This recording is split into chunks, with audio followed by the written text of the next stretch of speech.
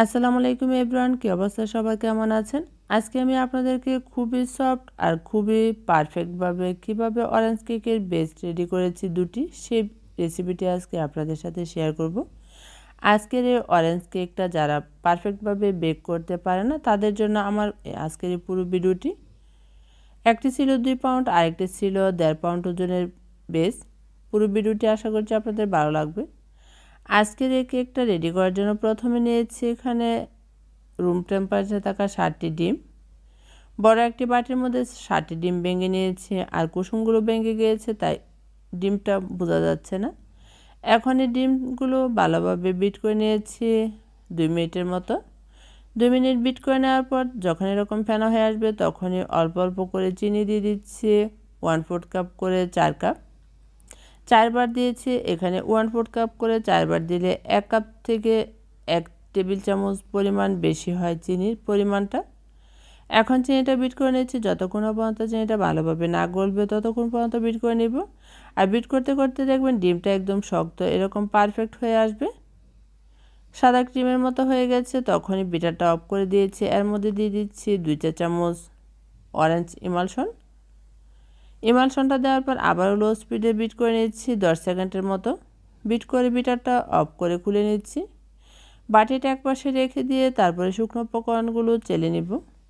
শুকনো উপকরণগুলো প্রথমে চালনির মধ্যে দিয়ে দিচ্ছি 1/4 কাপ করে 4 কাপ দিয়েছি ময়দা। আর যেহেতু অরেঞ্জ কেকের বেস রেডি করছি তাই এখানে ময়দার পরিমাণটা কিন্তু একটু কম ব্যবহার করতে হবে। তারপরে দিয়েছি 2 টেবিল চামচ কর্নফ্লাওয়ারটা কিন্তু অবশ্যই ব্যবহার করতে হবে। 2 চা চামচ দিয়ে দিচ্ছি বেকিং পাউডার। 1 চিমটি পরিমাণ লবণ দিয়ে সবগুলো শুকনো উপকরণ ভালোভাবে চেলে নিচ্ছি। শুকনো উপকরণগুলো চেলে নেওয়ার পর চালনিটা সরিয়ে তারপরে আবারও শুকনো উপকরণগুলো ব্যাটারের সাথে চেলে মিশিয়ে নিচ্ছি। আর শুকনো উপকরণটা কিন্তু মেশানো খুবই স্মুথভাবে মিশিয়ে নিতে হবে, আর খুবই আলতোভাবে মেশাচ্ছি। আর এভাবে কিন্তু খুবই স্মুথভাবে ব্যাটারের সাথে শুকনো উপকরণগুলো মিশিয়ে নিচ্ছি।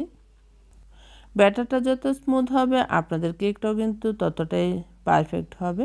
আর এই ব্যাটারটা কিন্তু আমি সব সময়ই বলছি, ব্যাটারটা কিন্তু বেশি জুড়ে জুড়ে ফেটিয়ে মেশানো যাবে না, খুবই আলতোভাবে অনেকটা সময় ধরে মেশাতে হবে। আমি এখানে দিয়ে দিচ্ছি 4 টেবিল চামচ রান্নার তেলটা ব্যবহার করেছি পরে। এখন এই ব্যাটারের সাথে আবারও তেলটা ভালোভাবে মিশিয়ে নিচ্ছি। ব্যাটারটা যখন খুব স্মুথভাবে মেশানো হয়ে গেছে তখন প্যাচুলার দিয়ে আপনাদেরকে একটু কাছ থেকে দেখিয়ে দিচ্ছি, দেখুন। আর এই ব্যাটারটা কিন্তু দেখুন কতটা স্মুথ হয়েছে আর কতটা পারফেক্ট, কোনোভাবে কিন্তু ফোমটা নষ্ট হয়নি। এখন এই ব্যাটারগুলো আমি যে মোল্ডের মধ্যে ঢেলে নিয়েছি সেই মোল্ডের মধ্যে কাগজ দিয়ে তেল ব্রাশ করে নিয়েছি। এখানে নিয়েছি 8.5 ইঞ্চি একটি মোল্ড, আর একটি নিয়েছি 7.5 ইঞ্চি মোল্ড।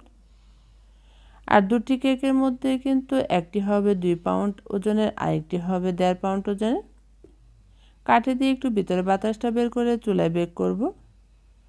চুলায় আমি দিয়েছি, সে ভিডিওটা কিন্তু আমি করিনি, যেহেতু আগে অনেকগুলো ভিডিও করেছি চুলায় কিভাবে কেকটা দিয়ে দেই। তারপরে এখানে আমি চুলা থেকে কেকগুলো কিভাবে বেক করেছি সেটা আপনাদেরকে দেখিয়ে দিচ্ছি। কাঠি দিয়ে একটু কেকগুলো চেক করে নিচ্ছি। আর দুটো কেকে একটি ছিল 25 মিনিটে বেক হয়েছে, আরেকটি কিন্তু 30 থেকে 35 মিনিট লেগেছে বেক হতে বড় কেকটা। আর সবগুলো কেকই কিন্তু মাশাআল্লাহ খুবই পারফেক্ট হয়েছে আর খুবই পারফেক্টভাবে সফট হয়েছে। এখন ঠান্ডা করে আমি আপনাদেরকে মোল্ড আউট করে দেখিয়ে দিচ্ছি কেকগুলো মাশাআল্লাহ কতটা সফট হয়েছে, আপনি নিশ্চয়ই দেখিয়ে বুঝতে পারছেন। আর অরেঞ্জ কেকের বেস কিন্তু সাধারণত কিন্তু পারফেক্ট হয় না, একটু ভুলভাল হলে কিন্তু নষ্ট হয়ে যায়। আর আমার কেকগুলো কিন্তু মাশাআল্লাহ খুবই সফট আর খুবই পারফেক্ট হয়েছিল। আর খুব তাড়াতাড়ি আমি কীভাবে এই কেকের বেস দিয়ে কীভাবে কেকগুলো ডেকোরেশন করেছি পুরো ভিডিওটি আপনাদের সাথে শেয়ার করব। আজকের এই কেকের রেসিপিটি কেমন লেগেছে অবশ্যই আমাকে কমেন্ট করে জানাবেন। আবারও দেখা হবে অন্য কোনো নতুন ভিডিও নিয়ে। সে পর্যন্ত সবাই ভালো থাকবেন, সুস্থ থাকবেন। আপনাদের সবাইকে অসংখ্য অসংখ্য ধন্যবাদ। আল্লাহ হাফেজ।